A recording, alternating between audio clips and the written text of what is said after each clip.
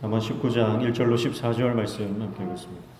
1절 보시면 가난하여도 성실하게 행하는 자는 입술이 패역하고 미련한 자보다 나으니라 이렇게 말씀하죠. 성실하게 행하는 자, 성실하게 행한다라고 하는 것은 완전하게 행한다, 흠없이 행한다 그런 뜻이에요. 직역하면 흠없이 걷는 가난한 자가 더 좋다 그런 뜻이에요. 가난하여도 성실하게 행하는 자가 낫다. 이것은 흠없이 걷는 자가 가난해도 그것이 더 낫다 그런 뜻이에요. 그럼 비교 대상이 있죠. 비교 대상이 누굽니까? 입술이 패역하고 미련한 자입니다. 자, 그러니까 패역하다라고 하는 것은 그 입술이 패역하니까요. 거짓말하는 자, 곡해하는 자, 왜곡하는 자, 또 비리와 불법으로 살아가는 사람입니다. 이 사람은 아마 부자겠죠. 거짓으로, 부정으로, 비리로 재물을 축적한 부자일 것입니다. 부자라는 것은 나와 있지 않지만 가난한 사람과 비교하고 있기 때문에 하나님이 기뻐하지 않는 부자가 되는 것보다 가난해도 하나님께서 인정하시는 의의 길을 걷는 사람이 훨씬 더 좋다. 터보다 그런 뜻이에요. 자, 그러니까 오늘 이 19장의 전반부 말씀은요. 1절부터 쭉 이제 7절까지 보면 우리가 인생을 살아갈 때 돈의 힘에 대해서 말하고 있습니다. 돈의 힘. 그렇지만 돈이 아무리 힘이 있고 돈이 아무리 사람을 영광스럽게 하고 또 돈이 많으면 사람들이 몰려들고 그런 인생을 산다 할지라도 우리가 돈을 쫓는 인생이 되지 말고 지혜를 쫓는 인생이 되라 그런 말씀을 하는 겁니다. 2절에 보면 지식 없는 소원은 선하지 못하고 발이 급한 사람은 잘못 간다 그랬죠. 자, 지식 없는 소원은 삶의 갈급함, 욕구, 갈망이에요. 자, 그러니까 말씀을 떠난 사람의 갈망, 예수 없이 살아가는 세상을 향한 갈망, 이거는요 선하지 못하다, 옳지 못하다, 좋지 못하다 그런 말이죠. 무슨 말이냐면 내가 세상을 갈망하면 갈망할수록 우리는 더 그것이 내 삶의 독이 된다라고 하는 것입니다. 우리 인생에 독이 되는 게 많이 있습니다. 쉽게는 우리가 쉽게 접할 수 있는 술이나 담배, 아니면 더 쉽게 접할 수 있는 불량식품, 혹은 너무 맵고 짠 음식이라든지 아니면 밤늦게 먹는 야식, 이런 것들도 사실은 우리가 이 갈망이 일어나지만 그것을 먹으면 먹을수록 내 삶에는 독이 되는 거죠. 그런 것들이 많이 있습니다. 또 발이 급한 사람은 잘못 간다 그랬죠. 발이 급하다, 조급하다, 서두른다, 바쁘다 그런 뜻이에요. 그런데 아무리 바쁘게 가도 지식 없이는 어떻게 된다고요? 그 길이 빗나간다, 잘못 간다 그런 말이죠.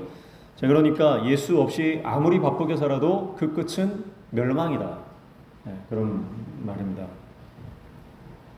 자, 그런데 보세요. 3절에 보면 사람이 미련함으로 자기 길을 굽게 하고 마음으로 여호와를 원망하느니라 그렇게 말하죠. 자, 자기가 잘못 선택해 놓고 나중에 가서 하나님 원망한다는 거죠. 여러분, 지금 나의 선택이 여러분 우리의 미래를 결정하는 건데요. 지금 내 시점도 그런 거죠. 지금 내가 살아가고 있는 삶의 모든 형편들이나 아니면 나를 형성하고 있는 모두 주위 환경들, 또 나의 성격, 나의 태도, 나의 가치, 나의 철학, 이런 것들은요 과거의 삶의 모습이에요. 그러니까 과거에 내가 어떤 태도를 가지고 살아왔느냐가 지금의 나를 결정하는 것 아닙니까? 그러니까 지금 내가 어떻게 살아가는가가 결국 내 미래를 결정하는데, 어리석은 사람, 미련한 사람은요 마지막에 가서 자기가 잘못 선택하고 잘못 가놓고 하나님을 원망한다, 하나님 탓한다라고 하는 거죠. 그러니까 여러분, 우리가 영적인 하나님 사람이 되지 못하고 성령으로 충만하지 못하면요 늘 원망하고 불평하는데 남 탓하며 살아가는 거예요. 내가 지금 이런 게 다 남편 탓이고, 다 부인 탓이고, 다 자식 탓이고, 아버지 탓이고, 교회 탓이고, 다 탓하는 거야. 그러니까 늘 남 탓하는 사람이 있어요. 교회 안에도 보면요, 늘 불평하고 원망하는 사람들은요, 다 남 탓해요. 그러나 하나님의 사람은요, 남 탓하지 않습니다. 모든 것을 은혜로 해석합니다. 그래서 기도의 응답은 뭐라고 했습니까? 그 문제가 해결되는 것이 아니라 그 문제에 대한 해석이 주어진다는 것이라고 했죠.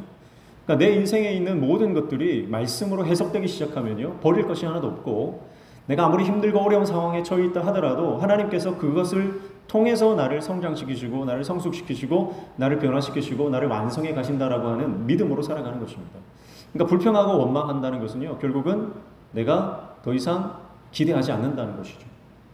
기대하지 않고 포기했다는 뜻이에요. 포기하지 않은 사람은 원망하지 않고 어디로 갑니까? 기도의 자리로 갑니다. 4절에 보면 재물은 많은 친구를 더하게 하나 가난한 즉 친구가 끊어지느니라. 자, 이거는 냉혹한 현실에 대해서 말하는 거예요. 실제로 그렇습니다. 돈이 많으면 주위에 사람이 많아요. 정승집에 개가 죽으면 문전성시를 이루죠. 그러나 정승이 죽으면요, 파리만 날립니다. 사람은 돈 있고 권력 있는 사람 옆에 몰려듭니다. 그러나 그가 힘을 잃고 돈이 다 떨어지면요, 주위에 한 사람도 남지 않아요. 그런 비정하고 냉혹한 현실에 대해서 말하는 것이죠. 5절에 보면 거짓 증인은 벌을 면하지 못할 것이요 거짓말을 하는 자도 피하지 못하리라, 그렇게 말합니다. 자, 냉혹한 현실이지만, 그러나 결국 거짓으로 쌓아 올린 위선적인 삶은 결국 마지막에 그 실체가 드러난다는 것이죠. 그러면서 6절 보십시오. 너그러운 사람에게는 은혜를 구하는 자가 많고 선물 주기를 좋아하는 자에게는 사람마다 친구가 되느니라. 4절부터 연결되는 거예요. 여기서 너그러운 사람이라고 하는 것은 귀족을 말합니다. 원어적으로 보면. 그러니까 귀족, 높은 사람, 힘 있는 사람, 권세 있는 사람 옆에는 은혜를 구하는 자가 많다. 도움을 청하는 사람 많고, 그 사람에게는 많은 사람들이 옆에 붙는다는 거예요. 그러나 그리고 선물 주기를 좋아하는 자에게는 사람마다 친구가 된다. 여기서 선물이라고 하는 것은 뇌물로 해석하면 되겠어요. 그러니까 선물이란 건 뭡니까? 선물이라고 하는 것은 원래 아무런 대가를 바라지 않고 주는 게 선물이에요. 선물 주고 나서 보답이 없다고 섭섭해하면 그건 선물이 아니라 뇌물이 되는 겁니다. 근데 여기서 이제 선물 혹은 뇌물 이거를 많이 주는 사람은요, 결국 옆에 사람이 많이 붙는다는 거죠. 긍정적으로 해석할 수도 있겠지만 문맥상으로 부정적으로 해석하는 게 더 옳다고 봅니다. 그러니까 7절 보세요. 가난한 자는 그의 형제들에게도 미움을 받거든 하물며 친구야 그를 멀리하지 아니하겠느냐. 따라가며 말하려 할지라도 그들이 없어졌으리라. 그러니까 반대로 뭐예요? 귀족들, 힘 있는 사람들 옆에는 많은 친구가 있고 많은 사람들이 몰려들지만 가난한 사람은 어떻습니까? 자기 형제들도 그를 미워한다는 거예요. 친구들이 그를 멀리한다는 거예요. 그래서 도움이 필요할 때 사람들을 열심히 쫓아가서 아무리 말해도요, 사람들이 다 떠나고 없다는 겁니다. 그러니까 가난한 사람들은요, 의지할 곳이 없는 현실, 비참한 냉혹한 삶의 현실에 대해서 꼬집어 말하고 있는 것이죠. 자, 그렇다는 거예요. 그러니까 지금 1절부터 쭉 7절까지 오면 돈이 힘이라는 거예요. 돈이 힘이다. 돈이 능력이라는 거예요. 사람들 많이 모으고 싶냐? 돈 모아라 이거예요. 근데 그게 결론입니까? 결론은 그게 아니죠. 8절입니다. 8절 다 같이 읽습니다. 시작. 지혜를 얻는 자는 자기 영혼을 사랑하고 명철을 지키는 자는 복을 얻느니라, 그렇게 말씀해요. 자, 돈의 파워, 권력의 힘, 그것에 대해서, 냉혹한 현실에 대해서 아주 객관적으로 사실을 던집니다. 그러나 그럼에도 불구하고 뭘 선택하라는 거예요? 지혜를 선택해라. 그게 네 영혼 사는 길이다. 세상 사람들이 아무리 힘과 권력과 돈을 위해서 그것을 추구하며 살아갈지라도, 그리고 그것을 얻은 사람들이 부를 누리고 많은 사람들을 위해서 군림하며 다스리며 살아간다 할지라도 너는, 하나님의 사람이 너는 뭘 선택하라?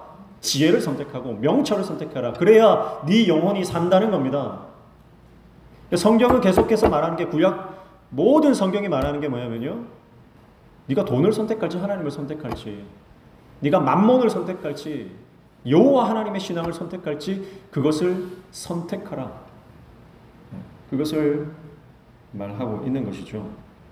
여기서 지혜를 얻는다, 명철을 지킨다 말하는데요. 여기서 얻는다라고 하는 것은 여러 번 살펴봤지만 카나라고 하는 히브리어 단어를 씁니다. 카나라고 하는 것은 비용을 들여서 사들인다는 뜻이에요.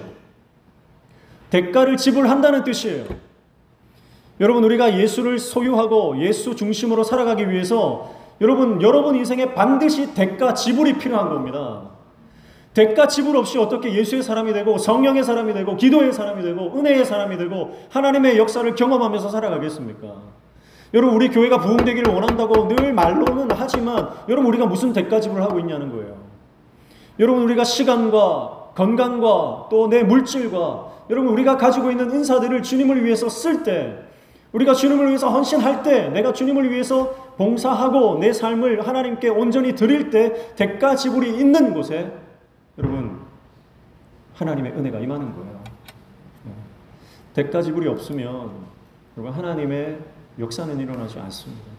예수님께서 자신의 핏값을 대속물로 주셨기 때문에 인류가 구원받는 거죠. 십자가가 의미 있어지는 것은 예수 그리스도의 피가 있기 때문입니다. 예수님의 희생이 있기 때문입니다. 예수님의 자기 포기, 예수님의 권리 포기, 예수님의 권리 이양, 예수님의 자기 모든 것을 우리를 위해서 포기하시는 그 희생과 포기가 있었기 때문에 십자가가 의미가 있는 거예요. 여러분, 우리가 십자가 목걸이하고 십자가 액세서리를 달고 다녀도 여러분, 우리가 그 십자가를 위해서, 예수님을 위해서 헌신하고 내가 포기하는 삶이 없다면 그 십자가는 그저 액세서리일 뿐입니다. 여러분, 기독교를 액세서리 정도로 취급하지 마십시오. 예수 그리스도를 여러분 인생의 문화 정도로 생각하지 마십시오. 십자가는 내 목숨보다 소중한 거예요. 복음은 내 모든 것보다 더 가치 있는 것입니다. 그 복음을 위해서, 하나님 나라를 위해서, 주의 몸된 교회를 위해서, 핏값으로 세우신 하나님의 교회를 위해서 내가 피 흘리기까지 헌신하고 봉사하고 죄와 싸워야 되는 겁니다. 그런 대가 지불 없이 여러분, 우리 어떻게 지혜의 사람이 되고 어떻게 지금 우리가 주님의 종으로 살겠습니까? 비용을 들여 사들인다라고 하는 것은 더 적극적으로 투자하라는 거예요. 더 과감하게 공격적으로 투자하라는 겁니다.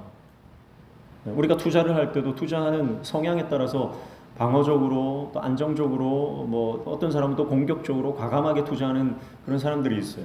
여러 부류가 있죠. 그러나 여러분, 아끼지 말아야 하는 것은 바로 예수 그리스도를 위해서 살아가는 것입니다. 거기에 있어서는요, 타협이 없고요. 거기에 있어서는요, 미련함, 머뭇거림 이런 게 있어서는 안 된다는 거예요. 조금 이따 하지, 좀 나중에 하지. 여러분, 그게 사단의 전략이에요. 조금 이따 해라, 조금 이따 해라. 늘 말씀드리지만 너 대학 가고 나면 해라. 헌신 시집 가고 나면 해라. 아기 다 키우고 나면 해라. 아기 다 키우면 헌신할 수 있습니까? 애들 대학 보내고 나면 해라. 은퇴하고 나면 해라. 남편이 지금 열심히 일하고 지금 진급해야 될 텐데 무슨 헌신이냐, 무슨 봉사냐. 남편 은퇴하고 나면 해라. 그러다 죽는 거예요. 사단은 계속 조금만 있다. 지금 아니고 조금만 있다. 하는 거 좋아. 안 말릴게. 근데 지금은 아니야. 조금만 있다. 그러나 가장 우리가 하나님 앞에 헌신하고 쓰임받기 가장 최적의 시기는 바로 지금, 오늘인 줄로 믿습니다. 지금 내가 헌신하고 결단하고 대가 지불을 할 때 하나님의 역사, 성령의 바람, 성령의 역사가 일어나는 것입니다. 여러분, 지금도 한국교회, 이 한국 땅의 수많은 교회들 가운데 하나님께서 강력하게 들어쓰시는 교회가 있는 반면에 여러분, 이 강단에서 복음조차 선포되지 않고 다 영적으로 잠들어 있는 성도들도 있다는 거예요. 우리가 영적으로 깨어서 하나님의 도구로 쓰임받아야 할 줄로 믿습니다.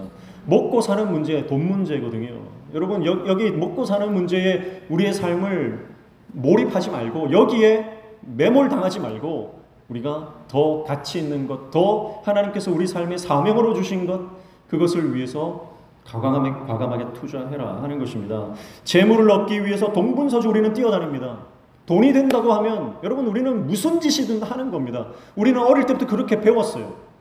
개처럼 벌어서 정승처럼 쓰라고, 우리는 어떻게 해서는 돈이 되면 거기에 뛰어들으라고 그렇게 배워왔습니다. 그러나 성경은 그렇게 말하지 않습니다. 가난해도 좋다. 옳은 길을 가라. 지금 내 손에 세상의 영광과 재물과 뭐 부가 없어도 괜찮다. 주님께서 옳다고 여기시는 그 의의 길, 바른 길, 가치 있는 길을 선택해라. 그것이 부자들보다 훨씬 낫다는 거예요. 그것이 훨씬 하나님 앞에 선하다는 것입니다. 9절 보십시오. 거짓 증인은 벌을 면하지 못할 것이요 거짓말을 뱉는 자는 망할 것이니라 했습니다. 여러분, 거짓은 분명히 망합니다. 근데 거짓의 아비가 누굽니까? 원수마귀 사단이에요. 사단은 거짓의 아비다, 그렇게 했어요. 여러분, 마귀의 종으로 사는 사람들은 늘 거짓말합니다. 여전히 내가 예수 그리스도의 성령의 지배를 받지 못하고 사는 사람들은요, 교회를 다녀도 늘 입에 거짓말을 달고 살아요. 거의 허언증입니다. 자기가 거짓말해놓고 진짜로 믿어버려요. 그런 사람들이 많습니다. 여러분, 그러나 그 사단의 거짓 속삭임에 속지 말라는 거예요. 왜냐하면 그 거짓의 말로는 심판이요, 멸망이요, 좌절이요, 지옥이라는 겁니다. 돈이 많아야 성공하는 인생이다. 거기 속지 말라는 거예요. 여러분, 우리의 인생의 목표는 성공이 아닙니다. 우리 인생의 목적은 섬김이에요. 성공을 향해서 달려가지 마십시오. 섬김을 향해 달려가십시오. 성공이 최종 종착지가 되면 안 됩니다. 그러면 돈 많이 벌면 성공했다 착각하는 거예요. 내가 높은 자리에 올라가면 성공했다고 착각하는 거예요. 여러분, 하나님께서 우리에게 주신 것은 성공이 아니라 섬김이에요. 그래서 섬김을 위해서 성공을 주시는 거예요. 나에게 돈이 많다면 섬기라고 주시는 것이고요. 나에게 건강이 있다면 섬기라고 그 건강 주신 것이고요. 내가 뭐 세상적으로 좀 영향력 있는 삶을 살아간다. 여러분, 그 영향력을 가지고 뭐 하라는 거예요? 섬기라는 겁니다. 섬기기 위해서 필요한 게 뭡니까? 사랑이에요. 사랑은 고통스러운 거예요. 섬기는 거는 고통스러운 거예요. 여러분, 내가 높은 자리에 올라와 있는데 왜 섬겨야 됩니까? 왜 낮은 자리에서 왜 다른 사람 발을 닦아줘야 됩니까? 하나님 명령이기 때문에 그런 거예요. 근데 우리는 하나님의 명령보다는 성공에 완전히 매몰됐죠. 사단의 속삭임에 완전히 속아 넘어가는 겁니다. 지금 완전히 거기에 내가 이 사단의 이 속임수에 놀아나고 있다. 그래서 전쟁을 할 때도요, 전쟁에서 전투력 굉장히 중요하잖아요. 그러나 전쟁에서 전투력보다 더 중요한 게 있어요. 그게 뭐냐면요, 바로 사기예요, 사기. 여러분, 사기가 충천하면 병력이 좀 모자라도 좀 무기가 좀 부실해도요, 사기가 충천하면 그 군대를 이기기가 힘듭니다.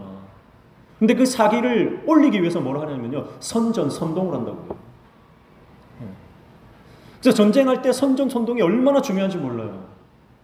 그래서 지금 우리가 지금 전세가 밀리고 있다, 이런 가짜 뉴스, 그게 선전과 선동에 빠지면요, 싸울 마음이 꺾이는 거예요. 여러분, 싸울 마음이 꺾이면 더 이상 전쟁에서 이길 수가 없는 거죠. 중요한 건 뭐예요? 중꺾마. 중요한 건 꺾이지 않는 마음이다. 사기가 중요하다는 거죠. 여러분, 우리나라 선수들을 왜 우리가 응원합니까? 응원을 하지 않으면요, 사기가 꺾이니까 그래요. 여러분, 이게 사람의 멘탈이 굉장히 약하기 때문에, 여러분, 우리가 운동 경기를 하든지 뭘 할 때 상대편이 막 우리 편을 향해서 야유를 보내잖아요. 예. 그러면 사기가 꺾인다고요. 그래서 인류 스타는요, 정말 탑 클래스의 선수들은요, 상대방의 야유에도요, 그 멘탈을 지키는 선수가 그래서 대단한 선수인 거예요. 사랑하는 성도 여러분, 오늘 하나님께서는 우리를 영적 전쟁 가운데 우리를 보내신 거예요. 예수 믿는다는 것은 예수 믿고 잘 먹고 잘 살라고 하나님께서 우리에게 그렇게 말씀하시는 게 아니고, 예수 믿는 순간 영적 전쟁이 시작되고요, 예수 믿는 순간 우리가 기도의 용사로, 예수 그리스도의 좋은 군사로 여러분 살아가는 겁니다. 그래서 로마서에서도 우리가 예수 그리스도로 옷을 입자 그랬는데요, 그 앞에 뭐라고 말했어요? 그 옷이 뭐라고요? 빛의 갑옷이라고 그랬어요. 갑옷은 누가 입는 겁니까? 군인이 입는 거예요, 갑옷은. 사랑하는 성도 여러분, 오늘 천군 천사가, 그리고 이미 하나님 나라에 간 수많은 우리의 믿음의 선배들이 지금 우리의 영적 전쟁을 바라보면서 응원의 함성을 보내고 있는 줄로 믿습니다. 그것을 영의 눈을 뜨고 봐야 돼요, 여러분. 그리고 지금 그 응원의 소리를 듣는 사람들은요, 이 땅에서 그냥 살아가지 않아요. 목적을 가지고, 사명을 가지고 섬김의 자리로 나아간다는 거예요. 근데 여러분, 성공이 목적인 사람은 대부분 어떻게 되냐면요, 교회에서 성공 지향주의를 가지고 교회 나오시는 분들은 늘 보면 상처받아요. 늘 나 시험 들었다 그래요. 나 상처받았다 그래요. 그게 여러분 그 사람의 목적이 성공이 되어 있기 때문에 그런 겁니다. 근데 여러분, 삶의 목적 자체가 섬기면 섬김이 뭐예요? 십자가인데요. 십자가는 뭐예요? 죽는 건데요. 내가 교회 와서 죽으러 왔고, 내가 교회 와서 섬기러 왔고, 내가 교회 와서 포기하러 온 사람들이 무슨 상처를 받고 무슨 시험에 빠집니까? 내가 예수 안에 죽었으면, 십자가에 못 박혔으면 상처받을 일이 뭐가 있어요? 여러분, 시체는 반응하지 않습니다. 예전에 어떤 그 할머니가 돌아가신 거예요. 할머니가 돌아가셨는데 장례식을 한참 하고 있는데 갑자기 관 뚜껑 열리면서 할머니가 벌떡 일어났어요. 그래가지고 그 모습을 본 그 할머니 딸이 심장마비로 죽은 거예요. 실제로 있었던 일입니다.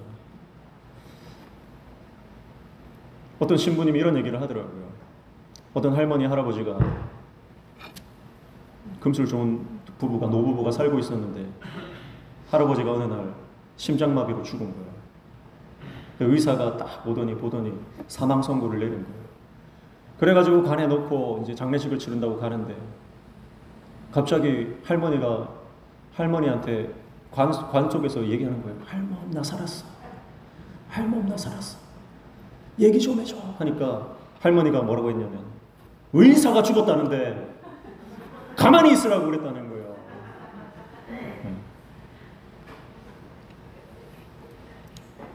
잠 깨라고 하는 말씀입니다. 그리고 죽으면 시체는요 반응하지 않는 거예요. 여러분, 우리가 예수 안에서 죽으면 상처 입을 일이 없는 거예요. 예수 안에서 내 자아가 못 박히고 내가 죽어야만, 여러분, 우리 가운데 성령이 역사하시는 거죠. 내 자아가 시퍼렇게 살아있으면 하나님의 역사가 일어날 수 없습니다.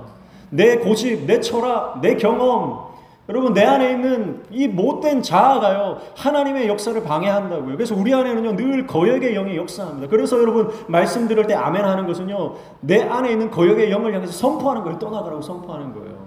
그래서 여러분, 뭐 큰 소리로 안 해도 되지만 여러분이 말씀을 들을 때, 하나님의 말씀이 들려올 때 아멘 하는 것은요 내가 그 말씀의 순종의 결단으로 나아가겠다는 믿음의 선포예요. 그래서 여러분, 아멘 하시기를 축복합니다. 그래서 어떤 목사님은 늘 설교하다가 말씀 들을 때 아멘 안 하면 꼭 아멘 좀 하소, 아멘 좀 하소 그래요. 아멘 좀 하소. 얼마나 답답하면 그러겠어요. 여러분, 우리의 영이 깨어야 됩니다. 내가 이 땅에서 왜 사는지를 알아야 됩니다. 수많은 하나님의 사람들이 지금도 멋지게 하나님 나라를 위해서 살고 있다고요. 그래서 자신의 건강과 자신의 재능과 자신의 재산과 자신의 모든 것을 주님을 위해서 아름답게 사용하면서 여러분, 하나님의 역사가 막 일어나는 걸 봅니다. 저는 이번 주 초에 김진영 선교사님 전화를 받고 너무나 감사했어요. 우리 교회 지난주에 한 분이 무명으로 헌금을 하셨어요. 50만 원을 헌금을 하셨는데 김진영 선교사님께 보내달라고 헌금을 하신 거예요. 그런데 그 다음날 주일이 지나고 전화가 왔어요. 김진영 선교사님한테. 제가 기도를 하고 있었다는 거예요. 선교사님이. 자녀들이 이제 상급 학교에 진학해야 되고 지금 여러 가지 필요한 비용이 있는데 한 50만 원 정도가 필요한데 하나님 기도하고 있었다는 거예요. 그런데 기도하고 나서 얼마 안 있다가 명신교에서 재정이 들어왔는데 50만 원이 딱 들어온 거예요. 그래서 너무 감사해서 저한테 전화가 온 거예요. 명신교회 성도들이 정말 깨어있는 것 같습니다. 제가 얼마나 감사한지 몰라요. 여러분, 우리가 하나님 나라를 위해서 내가 가진 것을 쓸 때, 내가 헌신할 때, 내가 투자할 때 여러분, 하나님의 나라가 확장되고 하나님의 사람들이 살아나고 여러분, 악한 영들이 떠나가는 역사가 일어나게 될 줄로 믿습니다. 하나님이 나에게 주신 건 나를 위해서 쓰라고 주신 것이 아니라 섬김의 자리로 나아가라고 하나님께서 주신 거예요. 저 여러분의 인생 가운데 그런 하나님의 놀라운 역사가 일어나기로 축복합니다. 10절 말씀에 보면 미련한 자가 사치하는 것이 적당하지 못하거든 하물며 종이 방백을 다스림이라 그렇게 말하죠. 이 사치가 미련한 자에게 적당하지 않다 그렇게 말해요. 여러분, 어울리는 것이 있고 어울리지 않는 것이 있습니다. 성도에게 어울리는 것이 있고 성도에게 어울리지 않는 삶이 있다는 거예요. 여러분, 지나친 것은요 모자라만 못합니다. 그래서 하나님께서 우리에게 말씀하시는 것은요 적당한 것, 나에게 꼭 맞는 옷을 입고 살아가는 것, 그것이 지혜로운 삶이다 말씀하시는 거거든요. 그래서 지나친 말, 지나친 행동, 지나친 영광, 그것을 추구하지 마십시오. 나에게 주신 은혜가 족한 줄로 믿습니다. 그것이 내가 이게 지나치다라고 하는 것이 마치 종은 주인의 일을 감당하는 거잖아요. 근데 마치 종이 주인 행세하는 것과 같다는 거예요. 그러니까 우리 인생 가운데 여러분, 내가 하나님의 종으로 살아가야지, 내가 그 하나님의 자리에 올라가서 여러분 다른 사람을 막 내 마음대로 좌지우지하려고 하고 내 인생조차도 내가 내 마음대로 하려고 하는 것은, 그것은 미련한 것이라는 거예요. 그래서 사도 바울은 뭐라고 합니까? 우리가 죽어도 주를 위해 살고 살아도 주를 위해 삽니다. 내 인생 누구 거라는 거예요? 하나님 거예요. 근데 우리는 내 인생도 내 거고, 내 자식 인생도 내 거고, 내 옆에 있는 사람들 인생도 자기 것처럼 주인 행세하면서 사는 거, 거기에서 뭔가 이 감정적 카타르시스를 막 느끼면서 막 더 높이 올라가려고 막 하는데, 그렇게 사는 것은 지나친 것, 사치하는 것, 미련한 것이다. 그래서 11절 보면 노하기를 더디하는 것이 사람의 슬기요 허물을 용서하는 것이 자기의 영광이다, 그렇게 말하죠. 오늘 아침에 살펴봤지만 모세도 분노하잖아요. 노했잖아요.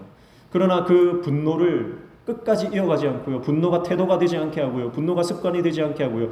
분노가 그 감정이 자신의 삶을 이끌어가지 않도록 영적으로 깨닫는 거예요. 그래서 분노의 자리에서 무슨 자리로 갑니까? 기도의 자리로 가는 거예요. 여러분, 여러분이 감정의 자리에 머물러 있지 말고 기도의 자리로 가시기를 축복합니다. 그래서 우리는 그 감정에 머물러 있으면 안 돼요. 교회를 볼 때 내 마음에 불편한 게 있다고요. 그런데요, 그 마음에 불편한 그 자리, 그 감정의 자리에 머물러 있지 마십시오. 기도의 자리로 나가십시오. 그래서 기도하면 하나님께서 우리의 감정을 만지시고요, 하나님께서 선하신 그 생각들을 우리 안에 넣어주세요. 그게 슬기롭다, 그게 지혜롭다는 거고요. 우리가 여러 번 살펴봤지만 여기에서 노하기를 더디한다, 이건 코가 길다랗다는 뜻이에요. 호흡을 길게 하라는 것이죠. 허물을 용서하는 것, 허물을 넘겨버리는다는 건데요. 허물을 넘겨버리는 것이 영광이다. 근데 영광이라고 하는 것은 테페렛, 아름다움이란 뜻이에요. 아름다움. 어떤 인생이 아름답습니까? 덮는 인생이 아름다운 거예요. 모세가 그렇잖아요. 나를 지옥 보내더라도 이 백성들을 좀 용서해달라. 그 목숨 걸고 하는, 그 백성들을 위해서 중보하는 그 인생이 아름다운 인생이에요. 까발리고 드러내고 막 여기저기 전파하고 그런 인생은 추한 인생이에요. 영적으로. 그러나 덮어주고 감싸주고 안아주는 인생은 아름다운 인생, 영광스러운 인생이다. 12절 왕의 노함은 사자의 부르짖음 같고 그의 은택은 풀 위에 이슬 같으니라. 미련한 아들은 그 아비의 재앙이요 다투는 아내는 이에 떨어지는 물방울이니라. 14절 집과 재물은 조상에게서 상속하거니와 슬기로운 아내는 여호와께로서 말미암느니라, 그렇게 말씀합니다. 그래서 12절은 최고 권력자, 영향력이 있는 사람이죠. 왕이잖아요. 이 왕이 노하면 이것이 사자의 부르짖음 같다. 죽는 거예요. 공포예요. 폭정이에요. 영향력 있는 사람이 쉽게 노하지 말고 뭐로 하라는 거예요? 그의 은택은 풀에 이슬 같다. 고대 이스라엘에서는 지금도 그렇지만 이슬이 없으면 다 말라 죽는 거예요. 비가 두 시즌을 만날이잖아요. 이른 비, 늦은 비 시즌이 만날이고요. 매일매일은 비가 거의 안 오기 때문에 새벽 이슬, 아침 이슬로 풀들이 자라는 거죠. 생명입니다. 그래서 풀 위에 이슬이라고 하는 것은 매일매일 내려지는 생명과 같은 건데, 왕이, 영향력 있는 자리에 있는 지도자가 어떠한 태도로 살아가느냐에 따라서 공포가 임할 수도 있고 생명이 임할 수도 있다는 거죠. 13절에 보니까 미련한 아들은 아버지의 재앙이라 그랬어요. 재앙이라고 하는 것은 근심, 고통, 그것보다 더 심한 단계의 재앙을 말하는 것입니다. 그러니까 미련한 아들이 얼마나 어리석은지를 말하고 있는 것이고요. 또 다투는 아내는 이에 떨어지는 물방울이라 했는데, 그러니까 이가 실이라는 거죠. 여러분, 이 실이 실어가지고 고통 당하시는 분 알겠죠? 이 실인 게 얼마나 고통스럽습니까? 그러니까 아내와 다투는 거, 나와 정말 가까이 있는 가족과 사랑하는 사람들과 화목하지 못하고 다투며 살아가면요, 고통이 말로 못합니다. 그래서 여러분, 여러분의 가정부터 여러분 화목이 회복되기를 축복합니다. 그래서 여러분이 영향력이 있는 위치에 있을 때 여러분의 밑에 있는 사람들이 정말 평강을 누리고 은택을 누릴 수 있는 그런 인생이 되어야 된다 이렇게 말씀하고요. 14절에는 슬기로운 아내 곧 분별력과 명민함을 갖춘 아내는 여호와께로부터 임한다 그 말씀을 하고 있어요. 그래서 여성을 조상들의 유산이나 뭐 재산처럼 소유물로 여기는 것이 아니고요. 하나님으로부터 말미암은 가치 있는 존재다. 그렇게 말을 합니다. 그런 아내를 얻은 자는 여호와의 은총을 받은 자다. 그렇게 마무리하고 있습니다. 자, 그러니까 1절부터 이제 8절까지 아무리 돈이 많아도 소용없다. 예수님을 선택해야 된다. 예수 안에서 살아야 된다. 인생의 바른 가치, 바른 목적을 가져라. 그리고 그 출발이 어디부터예요? 가정부터예요. 가정에서. 그리고 교회로, 사회로 확장되는 것입니다. 그렇게 우리 인생이 하나님께서 주신 참된 사명을 가지고 기도의 사명을 감당하고 우리 인생을 하나님의 영광을 위해서 드리며 우리를 통해서 수많은 영혼들이 생명들이 살아나는 놀라운 역사가 일어나게 되기를 축복합니다. 돈이라고 하는 헛된 가치를 쫓지 마시고 돈이라고 하는 그 허망한 가치에 매몰되지 마시고 돈으로 연결된 관계들은 무의미하다. 돈 많다고 찾아오는 사람들 내가 나중에 돈 없어지면 다 떠난다. 권력이라는 것의 양면성과 허상을 강조하면서 그거 선택하지 말라 말씀합니다. 지혜를 선택해라.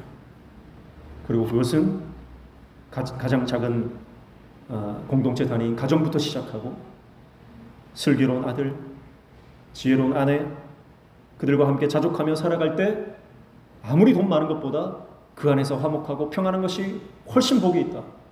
그리고 그것이 확대되어 우리의 직장과 우리의 교회와 우리의 사회로 이어져 나갈 때 예수 믿는 사람들이 제대로 지혜를 가지고 살아가면 하나님께서 우리를 통해서 수많은 영혼들이 살아나는 역사가 일어나게 될 줄로 믿습니다. 모든 행복의 시작 예수 그리스도입니다.